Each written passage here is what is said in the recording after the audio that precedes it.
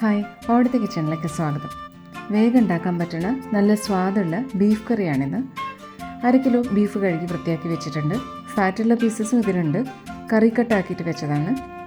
ആദ്യം തന്നെ ചെയ്യാനുള്ള ഒരു കാര്യം, 3 ഉരുളക്കിഴങ്ങ് തൊലി കളഞ്ഞ് വേവിച്ച് വെച്ചതാണിത്. പുഴുങ്ങിയിട്ട് പരന്ന കഷ്ണങ്ങളാക്കിയിട്ട് ഇങ്ങനെ വെച്ചു. വലിയതാണെങ്കിൽ 2 ഉരുളക്കിഴങ്ങ് മതി. ഇതിന് മിക്സിയിലിട്ട് നല്ലോണം പേസ്റ്റ് പോലെ അരച്ച് വയ്ക്കാം. ഇപ്പോൾ അരച്ചെടുത്തിട്ടുണ്ട്. ഉരുളക്കിഴങ്ങിൻ്റെ കൂടെ 1/4 കപ്പ് വെള്ളം കൂടി ഒഴിച്ചിട്ട് മിക്സിയിലടിച്ചതാണ്. തിക്കായിട്ട് കിട്ടിയിട്ടുണ്ട്. ഇത് കറിക്ക് ഗ്രേവിക്ക് പാകം കൺസിസ്റ്റൻസിയിൽ തിക്കായിട്ട് കിട്ടാൻ വേണ്ടിയിട്ടാണ്.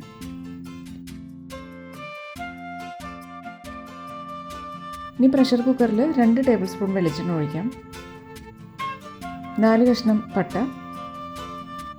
5 ഏലക്കായ, 1 തക്കോലം, 4-5 ഗ്രാമ്പൂ.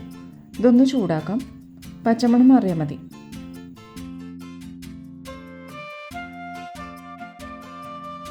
ഇപ്പോൾ ചൂടായിട്ടുണ്ട്. ഇനി 1 കപ്പ് സബോള നുറുക്കിയത്. ഇടത്തരം വലുപ്പത്തിലുള്ള 2 സബോളയാണ് എടുത്തേക്കണേ. ഒന്ന് വെന്ത് കിട്ടിയാൽ മതി.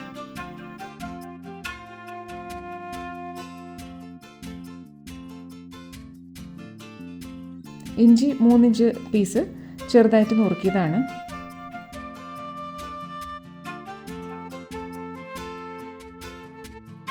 പത്തല്ലി വെളുത്തുള്ളി. ഇതൊന്ന് ചൂടാവട്ടെ. ഇത് വെവ്വേറെ അരയ്ക്കേണ്ട കാര്യമില്ല, കാരണം ബീഫിൽ കിടന്നിട്ടുണ്ടെങ്കിൽ ഇത് വെന്തോളും. മീഡിയം സൈസിൽ 2 തക്കാളി നുറുക്കിയത്.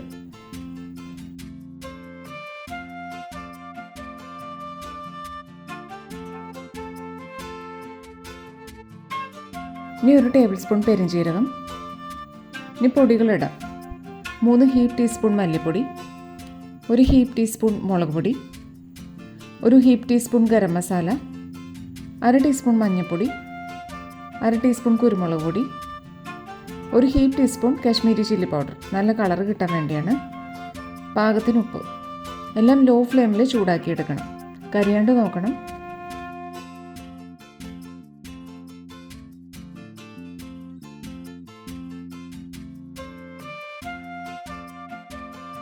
എല്ലാം വഴറ്റിയിട്ടുണ്ട്.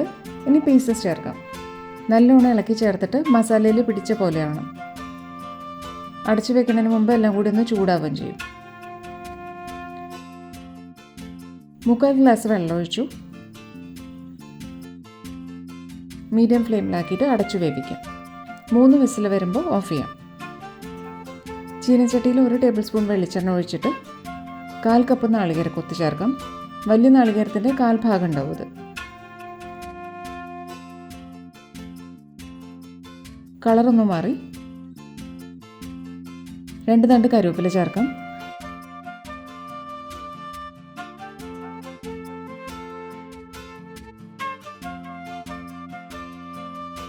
ഒന്ന് ചൂടാവുമ്പോൾ ഇതിലേക്ക് വേണ്ട 1/4 ടീസ്പൂൺ കാശ്മീരി ചില്ലി പൗഡറും ഇതിലേക്ക് വേണ്ടത്ര ഉപ്പും ചേർക്കാം.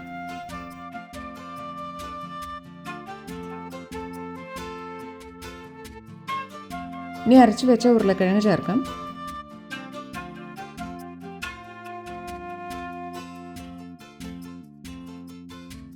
നല്ലോണം മിക്സ് ചെയ്യാം. മസാലയിൽ യോജിച്ച് വരണം.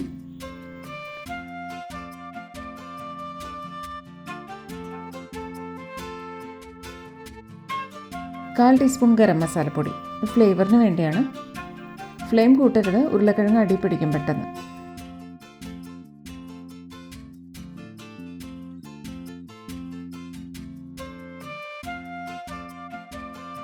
വേവിച്ച് വെച്ച ബീഫ് ചേർക്കാം.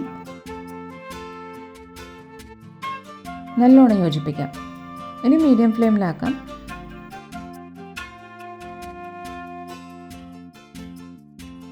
ഇളക്കിക്കൊണ്ടിരിക്കണം, അല്ലെങ്കിൽ ഉരുളക്കിഴങ്ങ് അടിയിൽ പിടിക്കും.